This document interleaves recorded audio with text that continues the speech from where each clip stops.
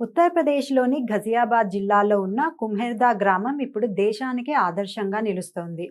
PM Surya Ghar ఉచిత విద్యుత్ యోజన పథకంతో ఈ పల్లెటూరు అద్భుతమైన సోలార్ విప్లవాన్ని సృష్టించింది.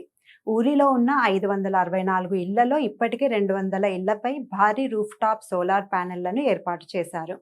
వీటి ద్వారా ప్రతి నెల అక్షరాల 60,000 యూనిట్ల సౌర విద్యుత్ను ఉత్పత్తి చేస్తూ నేరుగా ప్రభుత్వ గ్రిడ్కు సరఫరా చేస్తున్నారు.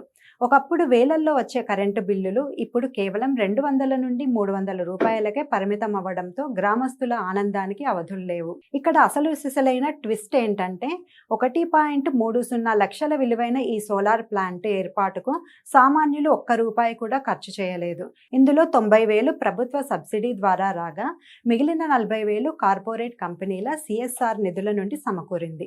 ప్రతి ఇల్లు రోజుకు 10 యూనిట్లకు పైగా సొంతంగా కరెంటును తయారు చేసుకుంటోంది. దీనివల్ల ఒక్కో కుటుంబానికి ఏడాదికి సుమారు 15,000 రూపాయల వరకు ఆదా అవుతోంది. త్వరలోనే మరో 100 ఇళ్లపై సోలార్ ప్యానెళ్లు అమర్చి ఉత్పత్తిని నెలకు 1,00,000 యూనిట్లకు పెంచేందుకు అధికారులు ప్లాన్ చేస్తున్నారు. ఉచిత విద్యుత్తో స్వయం సమృద్ధి సాధించిన ఈ ఊరి సక్సెస్ స్టోరీ నిజంగా సూపర్ కదా.